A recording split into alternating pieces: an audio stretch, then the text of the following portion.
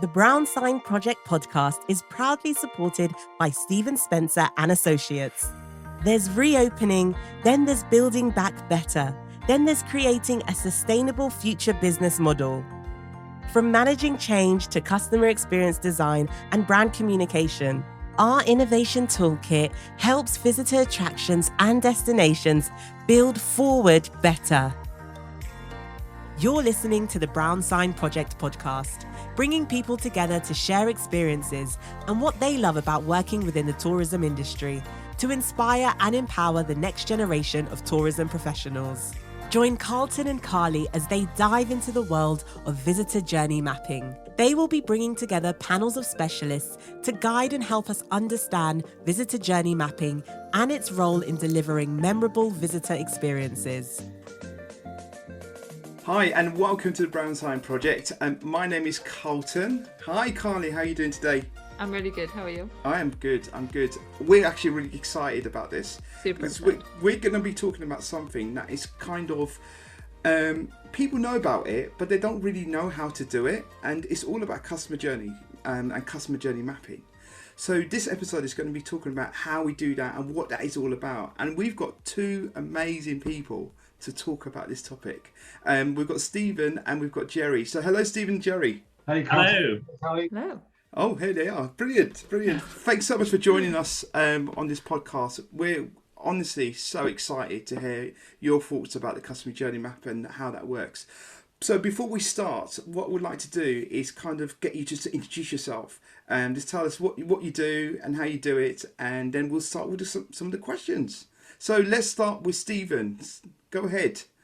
Thank you very much. Well, again, thanks very much for having me. And so I'm Stephen Spencer. My business is called Stephen Spencer and Associates, not because I'm a sort of egomaniac, but because we set up the business last year after 5 years of operating in COVID times to really be a collaborative network of consultants, all with a passion for customer experience, but also with a whole range of applied disciplines. So, once you've done your customer journey map and you've designed your experience, we can help you to implement it as well.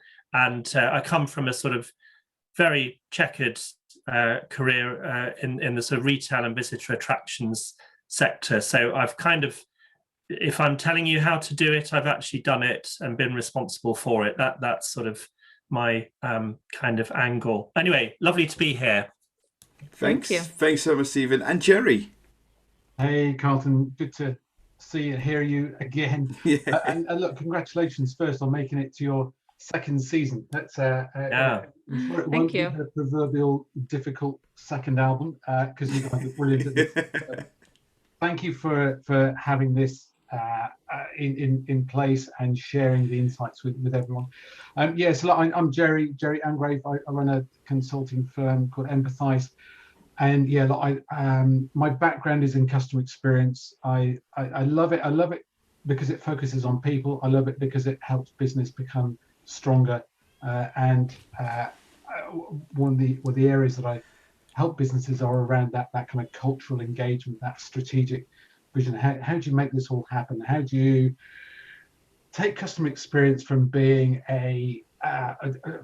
everyone's talking about it, to your point, Carlton, how do we do it? What's the tactical stuff that will make a real difference?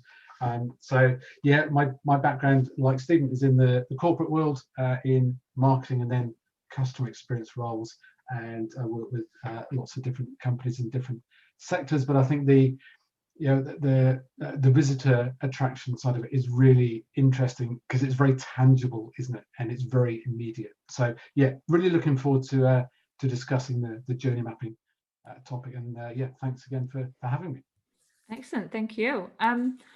When we sort of had this idea for series 2 and we talked about customer journey mapping, is that it seems like, or it sounds really complicated when you think, oh, it's customer journey mapping. People have this idea that it's sort of this big difficult thing, that's going to take a lot of resource, a lot of energy and a lot of time, and sort of why would they do it? So the question that we're sort of here to answer is, what is customer journey mapping and why is it important to your business? So as a first question, it's only a small question, obviously, for Spencer, but give us your thoughts on that. So Jerry, if you want to go first as to what is customer journey mapping and why is it important for your business? It's to answer the second point first. It's phenomenally important because it is one of the best ways of understanding what your business looks like to your customers. To your point around, yes, it can be complicated. It can be huge, and ultimately you would be building a program of journey mapping that will look at different persona types, different journeys. What you then do with it is key. So it can become quite a sizable animal, if you like. But so the key to it is to understand exactly what it is and how you're going to use it. So I think, it at its heart, isn't it? It's a visualization of what it looks like to be a customer or a visitor, and the key there is that it's the customer's journey. And this is where the discipline comes in. You have to be really rigorous about saying this is not a process map. Let's kind of forget everything we know about our own business and initially take a customer's perspective and map that journey, their experience of what it's like. And then you can overlay what the processes are. Obviously, we'll get into this later, but you can then validate it with customers to make sure that it is their view of the world. But in terms of getting an organization moving to the next step in customer centricity, journey mapping, I would say that if you don't do anything else in the name of customer experience, give journey mapping a go and see where it'll take you, because it brings people together. They learn about their own business. They get excited about looking at what they do from a different perspective, and it flushes out all sorts of challenges and awkward conversations and that kind of stuff, which is what you need it to do. But at its heart, it's a visualization of what it's like to be a customer that you can share and use to drive the right change, because that's what it's all about, isn't it? It can't just be a journey mapping workshop with lots of post-it notes.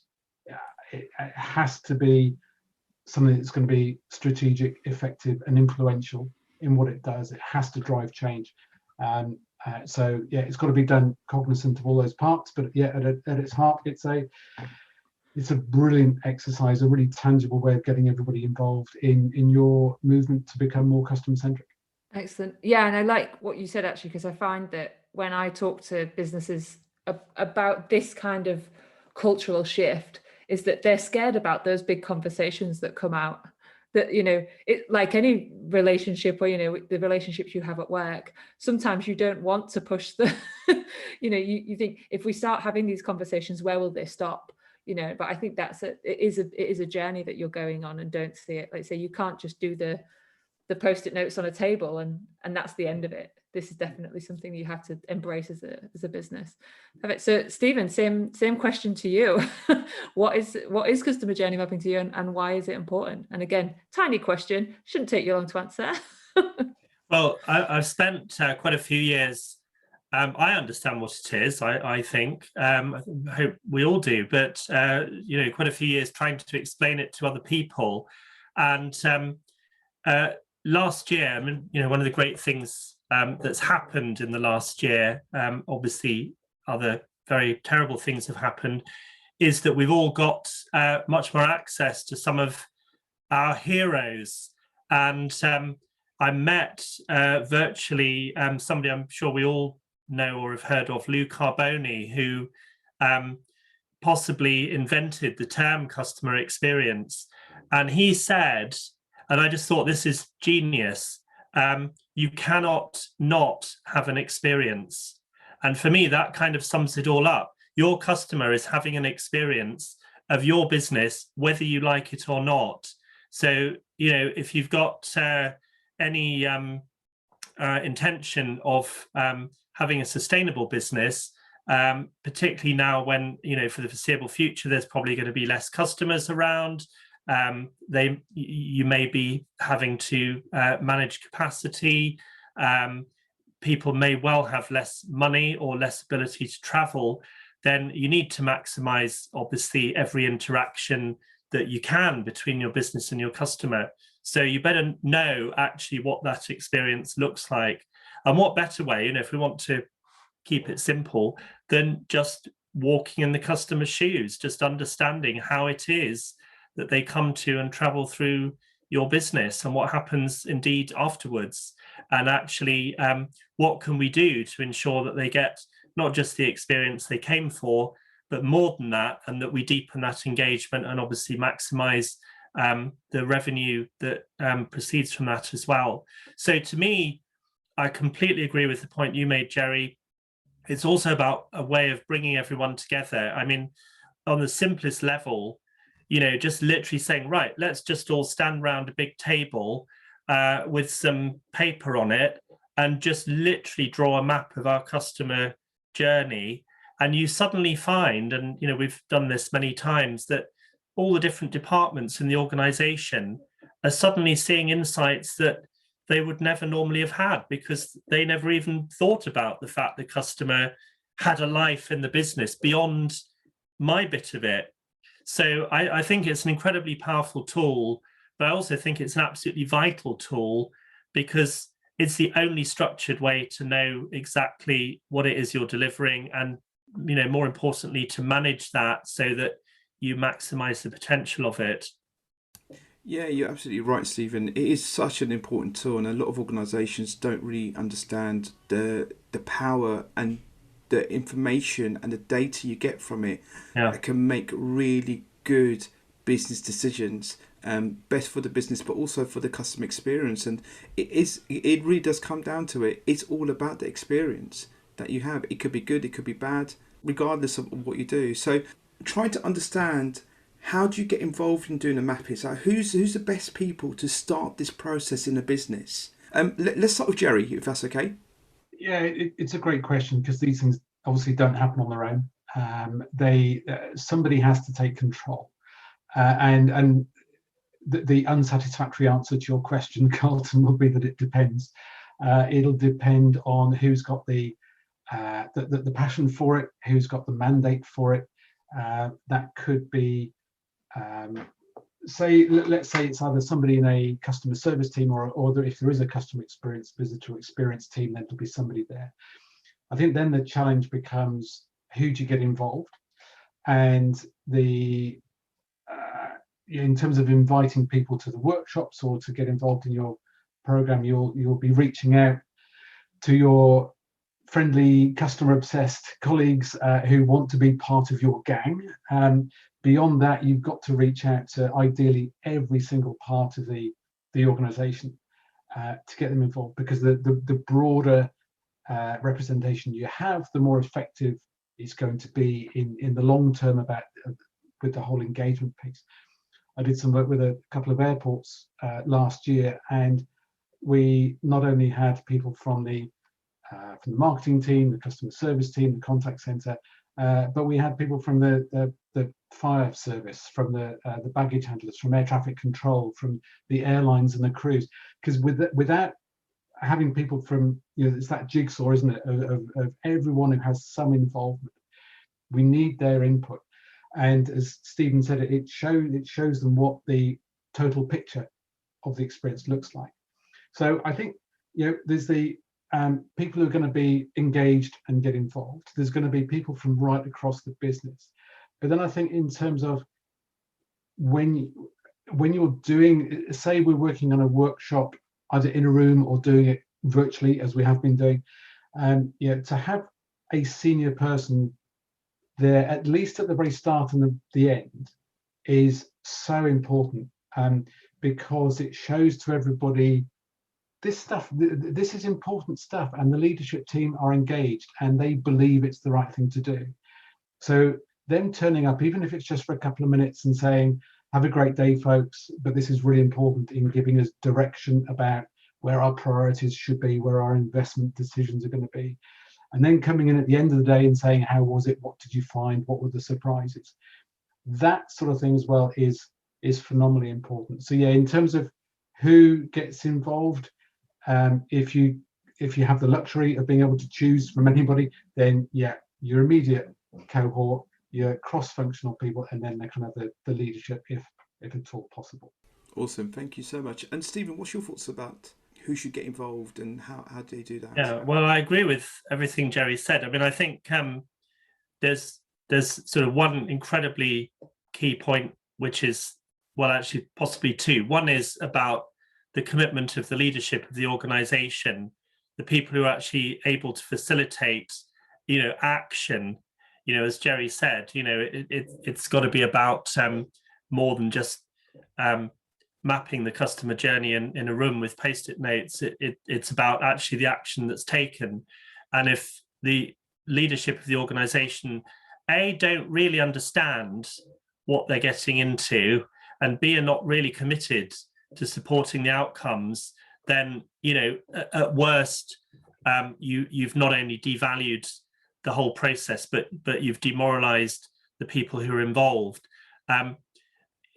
I've done a lot of training courses, of customer experience training courses for frontline teams, where one of the things we do is get them to map the customer journey, because it is very powerful.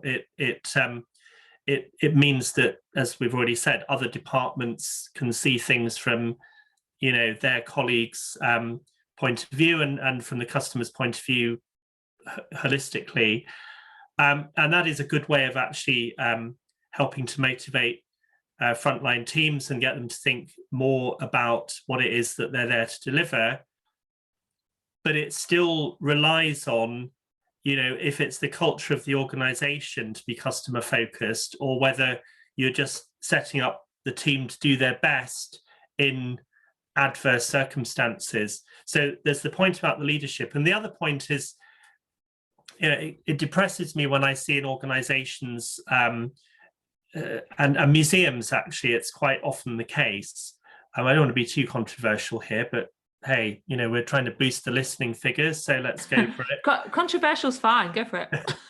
Well, in museums in particular, but not only museums, you see all these departments. You see operations and public programming and education and curatorial and exhibitions, and then you see visitor experience.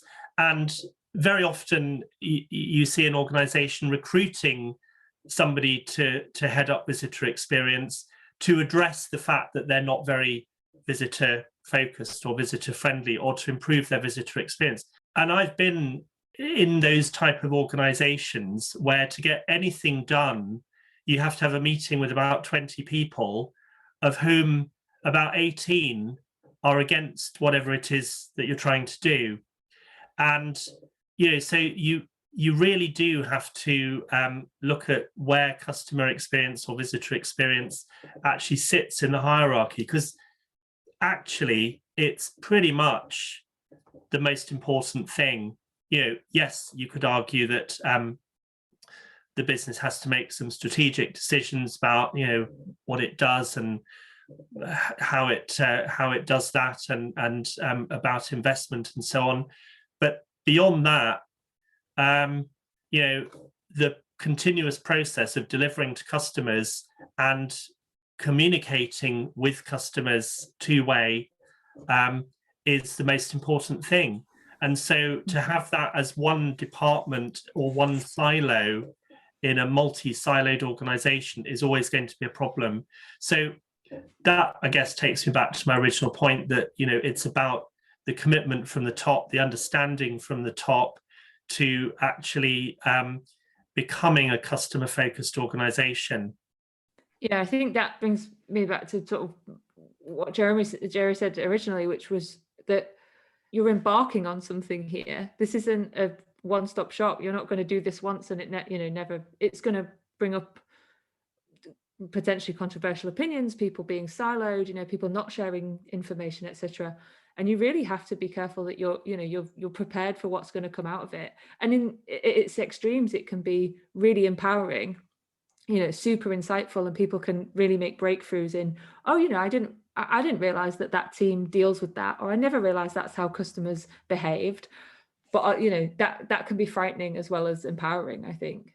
Absolutely. And I was going to, Stephen's absolutely right, and as you are, Carly, there. And I think one of the key things that, as a customer experience professional or somebody who's driving this agenda. They may not be in a customer experience team, but we have to make people see the relevance of the journey mapping. Because if we're going to hold a workshop or get into a program, we're going to be asking people for their time. So we need to make sure that they understand that that's time well spent. If we're taking them out of their jobs, away from their frontline duties, away from their operational duties, we've got to have a pretty good reason why that's a good idea, because at this point in a organization's journey, often the focus is on what they do. So everyone is focused on doing stuff, operational matters. So to say, can you come and spend a few hours in this workshop? It's like, well, okay, Jerry, you go and have some fun. The rest of us are doing some proper work. So you have to make it, have to make them understand, look, this can actually help you achieve your objectives. It can help make the business stronger, and you've got to be very clear about how it can help them and why they should take time out of the business. And as you say, Carl, it's about, you know, those light bulb moments where you go, right, okay, that's why this bit's important, or that's what happens after I've done my bit in the customer journey. And I'm sorry, I should have mentioned, I happened to have written a book about journey mapping. So the Journey Mapping Playbook, available at all good booksellers. But the point is, some really terrible bookstores too, I hear. Yes, a lot of those, I'd imagine, yes. But the point is that, and as Stephen alluded to this as well, that the journey mapping is phenomenally powerful in poking a stick at the culture.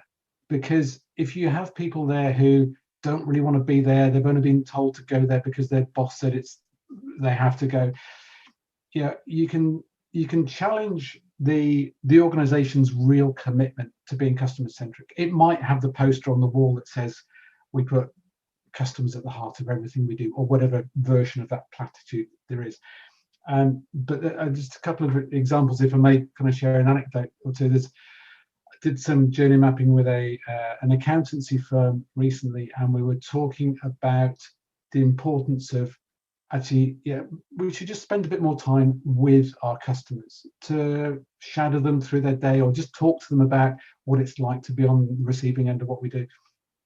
And one of the senior partners who happened to be there stood up, and the shortened version of this is, he stood up and said, Jerry, if you think I'm going to go and talk to my clients about that, I will only do it if I can bill them for the time that takes. And that, right, okay. I'm going to unmute myself just to laugh out loud. No. And we've all been there. Yeah, but you know what? It was really, I mean, it led to quite an awkward conversation, because he then got a big post-it note and wrote, when we were looking at measurements, what we measure through the journey, he just wrote "cash is king" in big red letters. Cash is king. Slapped that up on the journey and walked out, basically. And so it kind of, yes, of course, it's all about being in business, making money, if that's your goal. But how you do that is key. But the point is that around, you know, the journey mapping, it can really, to your point, Carly, you have to be prepared that this will open some really uncomfortable cans of worms, and you'll get into that conversation and say, yeah, look, we've said we want to put customers first, but are we serious about that, or is that just playing the tune? So it's, and that's why journey mapping, going back to your original question, can become quite complex to manage. It's a big stakeholder piece, for sure. I want to kind of touch up on something that you've mentioned. I think you've both mentioned about workshops. So for our listeners, if they've never done a customer journey workshop before, kind of what sort of elements do they need to kind of start this journey? What does a workshop look like? Because I know you've mentioned about post-it notes. How does post-it notes fit into a workshop? They're the most important thing that any workshop, in my opinion. Everybody should have a whole stack of them. Can I also say that the stickiness of the post-it notes is critical? It's vital. Because if you try and save a bit of money and buy cheap post-it notes and they all flutter down off the wall, it's a complete waste of time. So yeah, get proper sticky ones. You laugh. Do you know what? Like, No, this it's is true. this is hilarious I mean, because I Yeah. agree. When we started talking about this podcast and we said, we want to give people actionable things that they could do. I mean, this is actionable stuff that's actually important. And people talk, when you talk about it on a really high level, people are like, oh, we're going to do this workshop, whatever, and it sort of feels quite big and floaty. But actually, there's really small stuff that's super key to this. Yes. And I love that. I love that level of detail. Well, this is one way that I would do it, and then I'm sure Jerry will tell us a better way. But anyway, I'll tell you how I do it. Just false modesty there, obviously. I think it's really important. We talked about getting a representative group. So that representative group may be representative of the people who actually deliver the experience, or they may be representative of the whole organization, or everyone that might meet a visitor or a customer. For example, big country houses, the customer will meet the gardener or the groundsman, as well as the visitor experience team. So, thinking about that, I think clarity around who are the visitors is really important. Now, we do various exercises around this, but one that is always fun to do is, and it helps if it's informed by data. So you start with, this is where our revenue comes from, as a sort of segmentation of, it might be by, demographic profiles or if you're lucky, psychographic, but most likely demographic. In other words, psychographic as in what are they like, what do they aspire to, what are their feelings about the experience that they want to have. And then you say, okay, so we've got this data. So 20% of your visitors are, couples from the UK, and 30% are international, independent travelers and so on. What are those people actually like? Tell us a word that describes them. Tell us what they want, and tell us if they were a celebrity or a character, or a band, or a football team, who would they be? And that is one of those kind of light bulb moments when you've suddenly translated your customer data into a set of recognizable personas. So we now know who our customers actually are and what they want as they approach the experience. Now we can actually map that experience. And, the way I would do it is literally just say, right, there's a great big piece of paper, there's some pens, just map the experience from start to finish, bearing in mind the experience starts before they ever come to site and it continues afterwards. And depending on the complexity of the site, you can allow, half an hour to do that.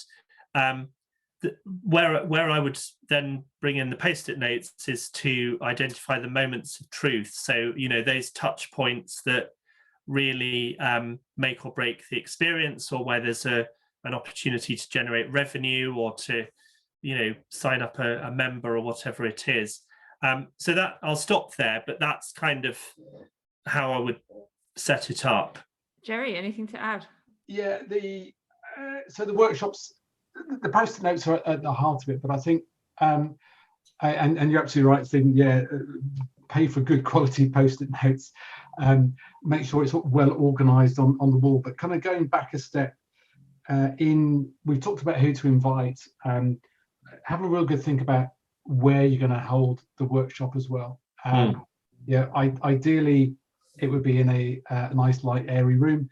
And think about doing a walkthrough. The ones I did with airports, we had as part of the day, we immersed ourselves in the persona, but then kind of just wandered through the airport, right from the outer car park to into the terminal, through security into airside, and had a look at it. And it's amazing you see things. People were saying, do you know, I walk past this bin 6 times a day and I've never noticed that it's always full.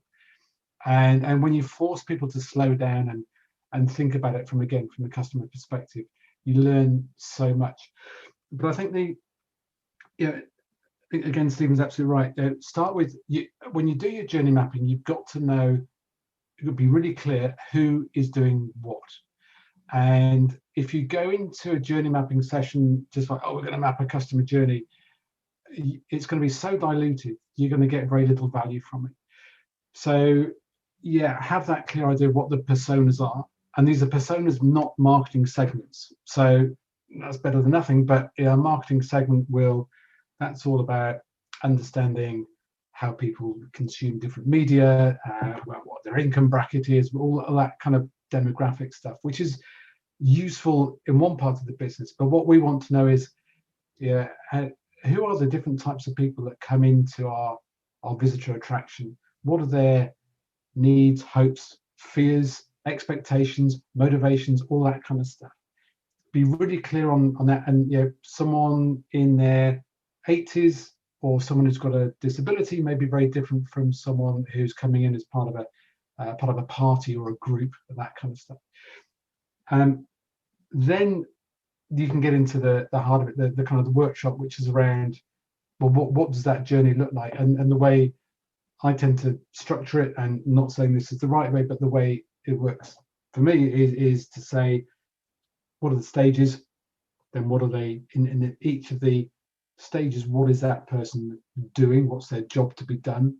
So you kind of go through that. Then what are they thinking? So this is where we start to capture assuming we're looking at the current state journey, then what are the issues they have? What are the unanswered questions on their mind? Capture all that. Then capture the emotions, and not just the immediate emotions that people think about, but kind of what are the emotional drivers of value. So what emotions are we evoking intentionally or unintentionally that are going to drive the value, that make people think, actually, do you know, I want to buy a souvenir in the gift shop, or I want to come again and tell my friends, or actually I want to buy membership because I can see myself coming here lots. What emotions are we creating? And then if you have time, you can also step back and say, okay, well, putting our employee hat back on, because all that stuff was from a persona perspective. What are our issues at each point of the journey? What do we measure through the journey? Because the point around journey mapping for me is it's about organizing the thinking. And you're going to end up with, to your point earlier, Carly, you can end up with an overwhelming amount of information. But what you then have is the mandate to say, right, from here, where do we go? We might just focus on the arrival bit of the journey next time and really dig deep into that. Or we might focus on the on-site part of the journey. What does that look like? So it helps kind of manage the thinking. So that's where the post-it notes come in, because you just plaster the wall full of that stuff. And it is amazing. We can do it in the virtual world, and we'll come on to that in a moment. But in a workshop environment, the conversations that leads to about, well, I think this, or you think that, well, maybe it looks like this. We'll just get it all down, just capture it all. And those post-it notes are phenomenally effective. And it's one of the, if I had any tips, Stephen sounds like he's got them all, but before they start falling off the wall, take a photograph of them all, because when you do pull that stuff off the wall, inevitably you'll drop one or two. Scribble on them which persona, which journey, because when you look at them in a couple of weeks' time, you need to know where they were captured from. But the workshops. Do we want to get into how we might do that in the virtual world as well? Can I just make one very practical point? Just literally, it's so mundane, I almost am embarrassed to say it, but just because Jerry's talking about this importance of the sticky post-it notes, and you may have noticed I talked about using tables and something as an alternative, and quite often also you may find that you're not allowed to stick things to the walls, or there isn't enough wall space. So, 2 or 3 trestle tables end to end, then with flip chart paper literally stuck to them, to allow, not only the map to be done in its full extent, but also everyone to stand round it, and you can move around it. And sometimes that's actually easier than using a wall. So I'm not saying it's better, but also it possibly means you can get away with cheaper post-it notes as well. Yeah, I do want to pick up on virtual, how we do that about virtual, because I think that's really, really interesting, especially at the moment. And I think one of the things that I think all of us will agree is that going forward, a lot more of this stuff will be done virtually. Is that we've now realized, or it took people a little while to get used to it, but we don't have to travel. We don't all have to be in the same room anymore. So yeah, I think that will continue once people are allowed to get back in the same room. So yeah, Jerry, if you could elaborate, that would be great. Yeah, sure. And I think the first thing to say is that we're talking about visitor attractions. So hopefully, the big part of the journey mapping is about, even if we're not working together, when we are on site, just kind of always wander around the attraction with one eye on what it might look like from a customer perspective. It's there. It's very physical. It's very tangible. It's not like we have a retail footprint of 700 stores that we have to take account of all of them. So yeah, make the most of being on site. But yeah, when it comes to the journey mapping workshops, they are very doable online in a virtual world. I have to say, the preference would always be to do it in person. I think we'd always think you do get more out of it when you're shoulder to shoulder, exchanging a bit of banter and that kind of stuff with colleagues. But until we're able and feel safe to do so, then the virtual world is very doable. I've learned a few lessons over the last 12 months how not to do it, as well as how to do it. And I think one of the way I normally do it, just very quickly, is for me, and again, Stephen will have his way of doing it, is to run something up on Zoom, but then also overlay that with a collaboration tool like Mural or something like that, where you kind of have the virtual post-it notes. But the lessons that I learned from that are, don't try and invite as many people as you would to an in-person workshop.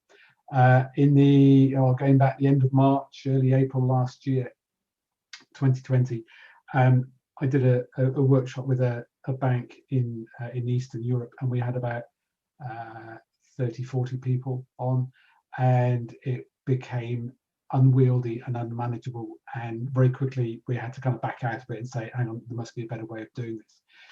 So the lesson was, only do more sessions, but maybe only have 8 or 10 people at the most in each. Have shorter sessions, a couple of hours, but again, you might need to do it in 2 or 3 sessions to get through it all, but just kind of break it up. Where I've ended up is, whereas in a workshop people would write their own post-it notes and pick them up on the wall, and you have that energy going on, to make it manageable, what I tend to do now is to just have a conversation going on, and I will do my best to be the scribe, and I will take control of where that post-it note goes and what's on it. Obviously, people can say, oh no, it should be over there, Jerry, or actually the way you should word it is this. But you have to take more control when you're doing it in a virtual environment. Otherwise, it just becomes unmanageable, and then the credibility starts to wane. People lose interest, and they go back and they say to their boss, actually, yeah, that was a bit of a pain, that workshop, they're not going to go again. Whereas what you want them to do is to start spreading the word, that actually, yeah, it was really enjoyable. I was able to take part, I was able to contribute, and we're going to get lots of value out of it. So yeah, lots of lessons learned, but is very doable in an online virtual world. Excellent, thank you. I want to just move on to our what will be our last question, actually, but you led me into it earlier because you mentioned a part of the customer journey which I'm very fond of, which is the gift shop. What do you think, and this is, it's like picking your favorite child, I guess, is that, nobody really wants to do it, but what do you think, if you had you mentioned earlier, Jerry, that you might be looking at a really quite unwieldy size of business, or maybe you just don't have the resource and you want to start small, is if you were going to start with one part of the customer journey for your average tourist attraction, where would you start? So I'll leave Jerry to ponder that for a sec, because it's the last question. But Stephen, if you want to, what do you think? Pick your favorite child. Where do you begin? Well, I mean, I would pick the shop, because that's sort of my background is in retail, and then attractions retail. However, I would say that, and you know, you could argue that, well, if we journey map the shop, which potentially includes online as well, of course, and all the opportunities to sell a retail product to the customer, that may well involve actually looking at much more of the site. But I think what I would probably say is, if you're going to, and sorry, one other thing is you could,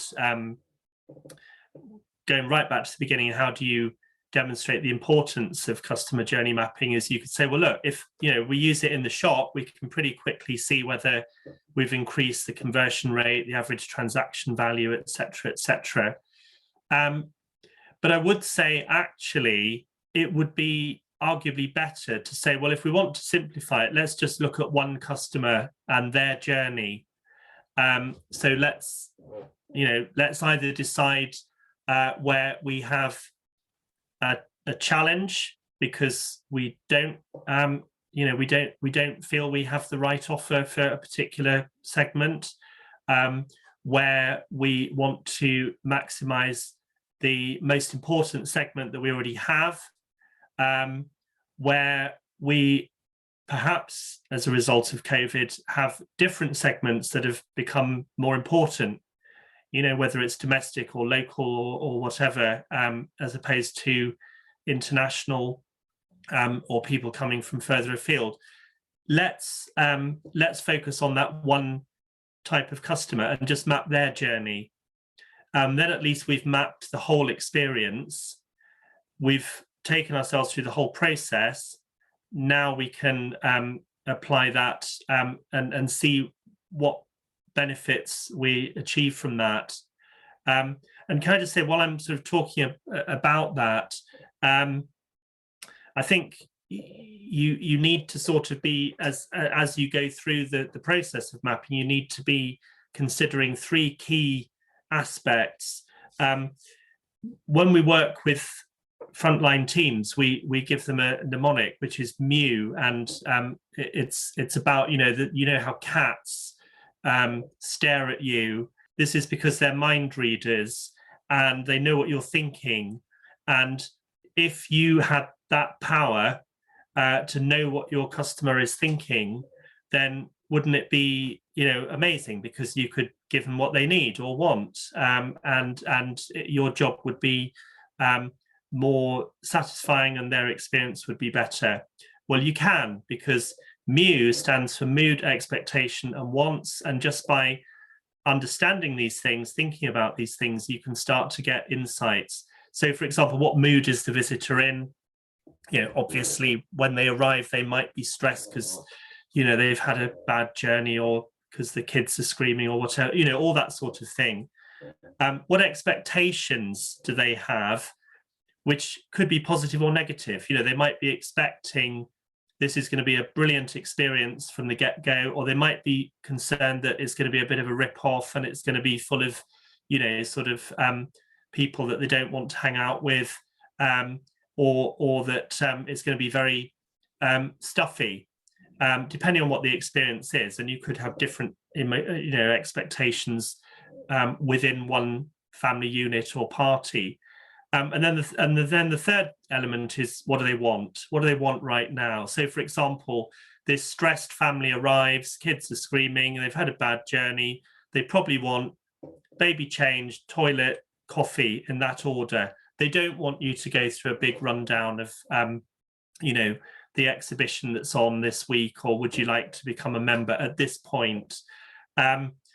You can instantly therefore positively affect their mood by understanding what they want. And also, if their expectations were, oh God, we're going to have a load of hassle just before we even get in, and we need the baby change now. Actually, you can turn that on its head by literally focusing on what they want. So you accentuate the positive and eliminate the negative, in other words.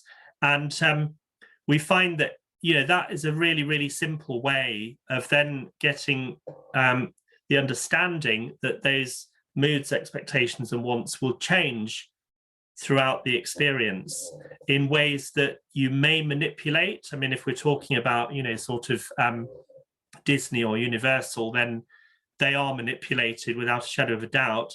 If we're talking about a lot of attractions, they could be manipulated if you actually realize that was what was going on. So it's putting those insights. You can do that at that very simple level of MEW, or you can start to think about, what's the equivalent of mood is what I call the loyalty proposition, the emotional journey, the memories you're creating, the experience itself, the expectations is what I call the brand proposition. How well do we actually deliver against expectations? And then the wants is what I call the value proposition, which is how do we get people to spend money? How do we get people to to want to buy things, to become a member, to donate, etc., etc.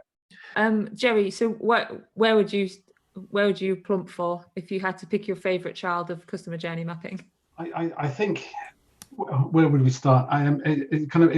Again, it will depend. That's what I'm hesitating, because it will depend. If you're looking for a place to start in journey mapping and you're not quite sure where, just sit down either on your own or with a couple of people on a Zoom call and just kind of sketch it out. Just do something. Something is better than nothing. Just and pick a bit of the journey that you're most familiar with to start with.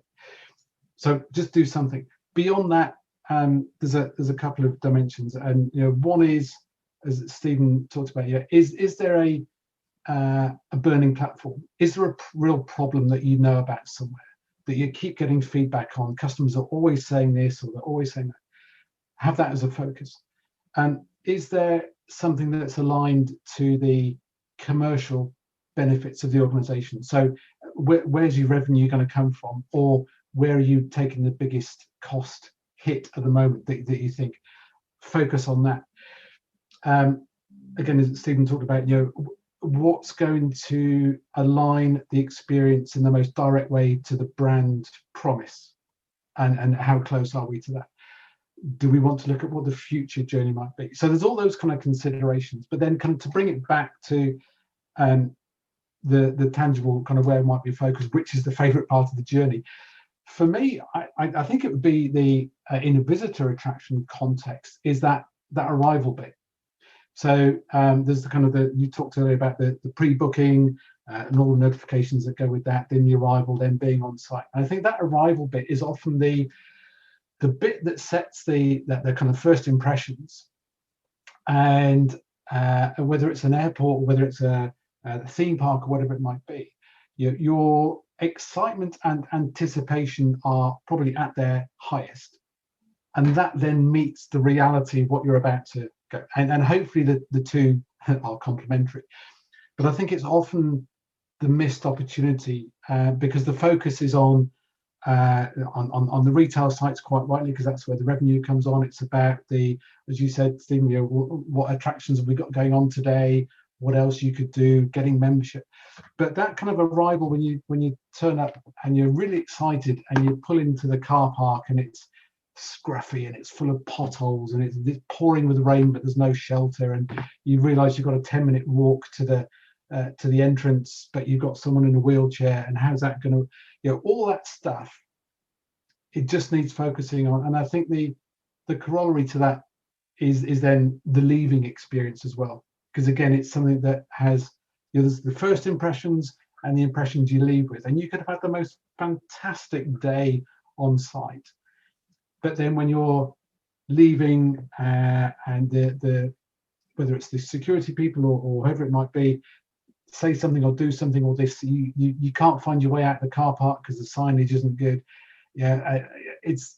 So I would think those might be my focus areas. If you're not led by the commercial, the strategic, the brand stuff, then focus on those areas, because by its nature, visitor attractions focus on the core, the heart of what. So that's going to be pretty good, we would hope.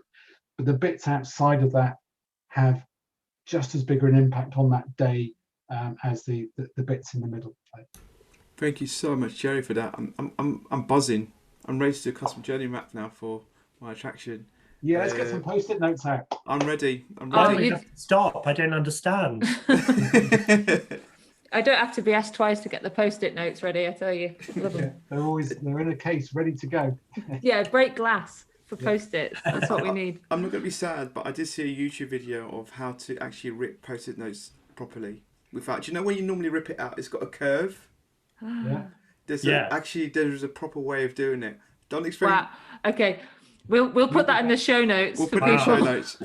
I hope there's also one about how to tear flip chart paper off without it just ripping. No, nobody can do that. It's actually an impossible task. That's great. Gentlemen, thank you so much for your time. Before we go, if you can just tell our listeners where they can find you on this wonderful internet, that'd be great. So let's start with Stephen. Where can we find you? Very simple, StephenSpencerAssociates.com, and also on social media, Positive Stephen.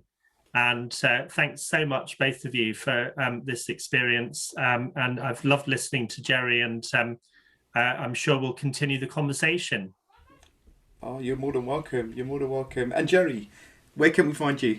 Yeah, Jerry Angrave on LinkedIn, on Twitter. The website is empathize.com. That's empathy and then CE, so empathize.com. And if anyone's got any questions about what we talked about, do get in touch. But likewise, thank you, Stephen. Thank you, Carly. Thank you, Carlton. Really enjoyed it. Look forward to carrying on the conversation beyond this. Yeah, no, thank you so much. It's been really inspiring, and I'm really looking forward to kind of getting my teeth into doing some more customer journey mapping. So thank you very much for your time, and we'll see you all on the next episode. Great stuff. Thanks, everyone. Bye. Bye-bye.